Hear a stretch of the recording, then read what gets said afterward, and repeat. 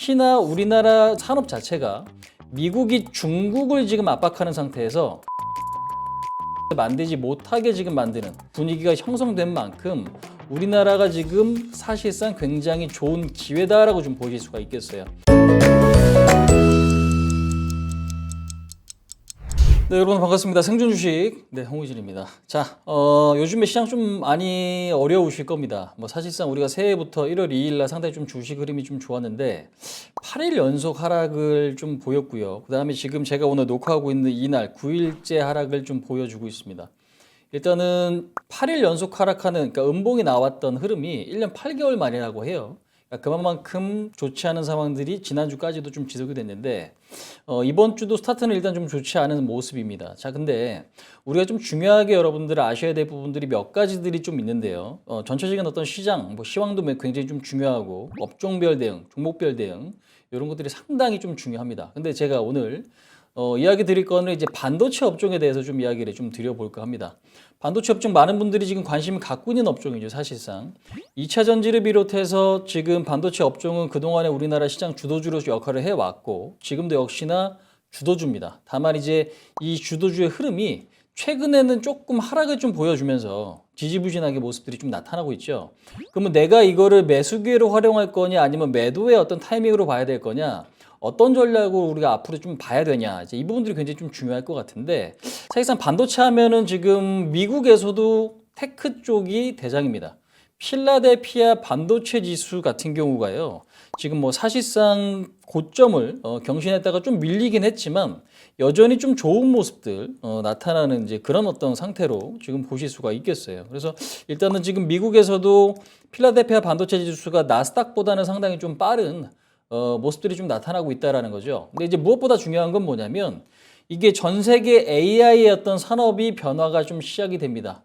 AI의 산업을 누군가는 독식할 수 있어야 전 세계 영향력에서 당연히 이제 그 어떤 힘을 갖고 올 수 있게 되죠. 근데 이제 중요한 거는 AI 관련주가 아마존이라든지 아니면 마이크로소프트라든지 아니면 구글이라든지 아니면 그 이외의 기업들이 좀 있을 거예요. 근데 이제 기본적으로 AI 산업 자체가 성장할 수밖에 없고, 그러면 그 AI 산업 자체가 지금 성장을 하게 되면 거기서 공급을 하게 되니까 부품 공급을 하게 되면, 예를 들면 엔비디아가 대표죠. 엔비디아 같은 경우 GPU 독점으로 거의 다 지금 우리가 좀 보실 수가 있겠습니다. 그러면 이제 엔비디아가 있고 그 엔비디아에 납품하는 업체들이 있고, 아니면 TSMC 같은 경우는 엔비디아뿐만 아니라 전 세계 특히 미국에 특화되어 있는 어떤 기업들, 애플이라든지 이런 쪽으로 좀 납품을 지속적으로 하고 있잖아요. 그래서 파운드리 점유율이 50% 넘어가는데, 그래서 TSMC의 영향력, 그다음에 우리나라로 따져보면은 하이닉스라든지 삼성전자 이런 쪽. 그래서 일단은 큰 줄기는 AI 산업의 성장이고, 그 AI 산업이 성장할 때 그러면 그 밑에 하드웨어를 누가 납품할 수 있느냐, 그런 어떤 지금 상황들이 만들어져 가고 있다는 거죠. 특히나 우리나라 지금 산업 자체가 미국이 중국을 지금 압박하는 상태에서 첨단 반도체를 중국에서 만들지 못하게 지금 만드는 그런 어떤 분위기가 형성된 만큼 우리나라가 지금 사실상 굉장히 좋은 기회다라고 좀 보실 수가 있겠어요. 그래서 결국 국내 증시가 상승한다는 얘기는 반도체 업종의 상승일 가능성이 높고요. 그 다음에 외국인들이 매수를 해주게 됐을 때는 당연히 반도체 위주의 매수가 진행될 가능성이 상당히 높다. 그렇게 좀 설명을 드릴 수 있을 것 같습니다. 자, 그러면 이제 이 반도체 업종을 여러분들 매매하시는 데 있어서 우리가 중요하게 보셔야 될 어떤 키워드가 뭔지 제가 그거를 세 가지를 지금부터 좀 이야기를 드려보도록 하겠습니다. 자, 첫 번째는요. 지금 보셔야 될 거는 결국 원천 기술입니다. 원천 기술. 우리나라가 경쟁자가 굉장히 많죠. 지금 완성형 반도체 같은 경우도 인텔도 있고 마이크론도 있고, 그다음에 내부적으로도 삼성전자 하이닉스가 경쟁 관계고, 그다음에 파운드리 같은 경우는 TSMC라고 하는 굉장히 강력한 지금 기업이 있지 않습니까? 그러면 이제 그런 기업들과 경쟁을 해야 되는데, 아무튼 이제 중요한 거는 일본 쪽과도 소재 경쟁을 해야 되고 장비 경쟁을 해야 되고, 미국 업체들, 그다음에 대만, 중국 굉장히 지금 이 어떤 경쟁 상제들이 지금 많은 상황이란 말이에요. 근데 이 상황에서도 우리나라 기업이 원천 기술을 갖고 있는 기업들이 있습니다. 그러면 이 원천 기술을 갖고 있는 기업이 과연 뭐냐, 어떤 기업이냐, 이것들을 여러분들 알고 계시면 그래도 산업의 성장이 일어나면 같이 수혜를 받을 수 있다는 거 꼭 아실 수 있겠죠. 그 다음에 두 번째는 뭐예요? 감산 종료라는 거예요. 감산 종료. 2023년도 물론 그 전부터 업황이 부진해지기 시작을 했지만 삼성전자를 비롯해서 하이닉스, 마이크론 전 세계의 메모리 업체들이 감산에 돌입을 합니다. 수요가 많이 꺾이니까 공급도 줄여버리면서 어떻게 돼요? 가격을 방어했다라는 거죠. 근데 이 감산이 이제는 조금 종료가 될 움직임이 조금씩은 나오고 있는 것 같아요. 특히나 물론 아직까지는 우리가 좀 더 지켜봐야 할 것들은 많이 있지만 감산이 종료가 진행이 됐을 때는 수혜주들이 또 있고 수혜 업종들이 있고 당연히 종목들이 있기 때문에 이 부분들은 면밀하게 좀 잘 보셔야 될 것 같습니다. 자, 그다음에 세 번째가 있습니다. 세 번째는 뭐예요? 새로운 키워드죠. 물론 이제 이런 어떤 기술력이 바로 나온 건 아니고 이전부터 기술 개발이 있었던 그런 분야긴 한데 HBM이라는 것부터 시작을 해서 최근에는 온디바이스 AI, 그다음에 CXL이라든지 아니면 LLW라든지 우리가 지금 세부적으로 들어가 보면은 반도체 어떤 공정이나 아니면 어떤 신제품이나 이런 것들에 대한 어떤 기대감 요인들이 최근에 시장에서 좀 많이 부각이 되거든요. 근데 이제 한번 많이 올랐던 HBM에서 온디바이스 AI로, 그다음에 온디바이스 AI에서 CXL로, 그다음에 CXL에서 지금 뭐 LLW로 이런 쪽으로 수차적으로 탄력 있는 종목들 업종이나 종목이나 키워드나 이런 것들이 어떻게 변화가 좀 되고 있다라는 거예요. 그러면 앞으로 남은 거는 뭐냐라는 거를 우리가 좀 면밀히 보실 필요가 있는데 아직까지도 이런 어떤 키워드 섹터에서 그러니까 새로운 키워드에서 우리가 주목할 종목들이 조금 남아 있는 것 같습니다. 그래서 이런 쪽에 우리가 조금 더 집중을 해보면 조금 시간은 걸리거나 아니면은 지금 상황은 어렵지만 반드시 어떤 역전할 수 있는 기회는 좀 마련될 수 있다고 좀 생각을 하기 때문에 이런 것도 여러분들 좀 반드시 기억하셔야 될 것 같습니다. 그래서 세 가지 포인트, 원천 기술, 그다음에 감산 종료에 따른 부분들, 그다음에 세 번째 마지막으로 새로운 키워드 여기에 집중을 해보셨다면 여러분들 반도체 투자하시는 게 지금은 제가 볼 때는 당장은 어렵지만 앞으로는 오히려 이쪽에서 뭔가 기회가 좀 나타날 수 있다. 그 말씀을 좀 반드시 드릴 수가 있을 것 같습니다.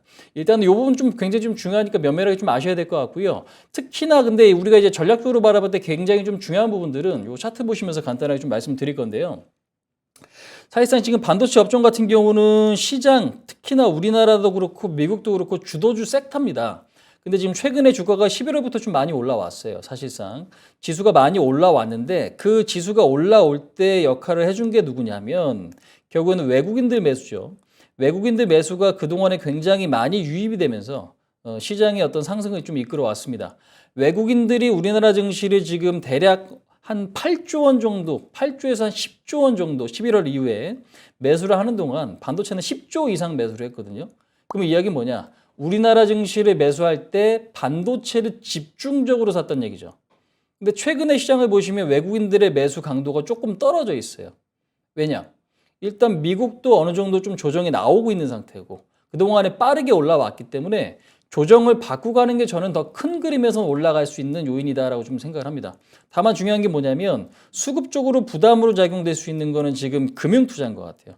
그러니까 지금 작년 8월부터 지금 연말까지 금융투자 쪽에서 매수 들어온 자금 10조 원에 달합니다. 근데 이 금융투자가 매수 들어온 게 어떤 이유 때문에 매수 들어왔느냐가 굉장히 좀 중요한데 보통 우리 금융투자 같은 경우는 프로그램 차익거래 거래 비중이 좀 상당히 좀 높죠. 그렇기 때문에 작년 연말에 매수 들어왔던 요 배당금을 받기 위해서 들어왔던 자금의 물량도 5조에서 한 6조 원 정도 되는 걸로 추정이 됩니다. 근데 이제 이 물량 자체가 저는 소화가 좀 더 일어나야 된다고 보거든요. 그럼 10조 원 정도 매수가 들어왔다. 근데 한 3조 원 정도 매물 소화를 했어요. 근데 2, 3조 원 정도 아직까지 매물 소화가 좀 덜 된 게 있습니다. 그러면 이야기는 뭐냐면 이 금융투자의 매물을 소화할 때까지는 제가 볼 때는 지수는 굉장히 강하기보다는 박스권이거나 올랐다 빠졌다를 만들어주면서 좀 지루한 흐름을 보일 가능성이 높다라고 봅니다. 그럼 이 얘기는 뭐냐? 타이밍이 당장 급등하기보다는 조금 더 횡보하거나 매물 소화를 거칠 수밖에 없다라는 거죠. 그런 측면에서 보면 이 금융투자 매물 소화를 양호하게 했을 때 저는 굉장히 더 큰 기회가 있을 거다라고 생각을 합니다.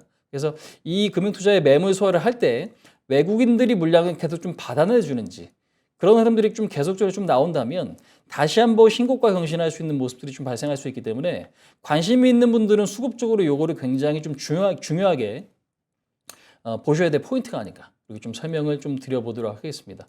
자, 그래서 큰 그림은 대략적으로 이렇게 좀 잡아가시면 될 텐데요.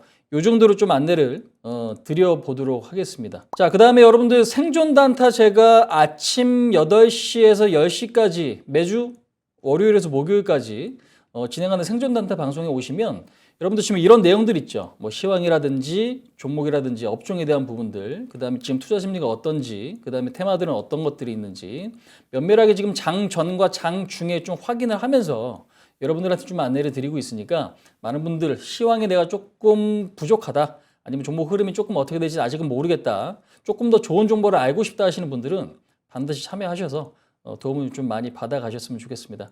자, 이 정도까지 좀 말씀드리고요. 여러분들 성투하시기 바라겠습니다. 감사합니다.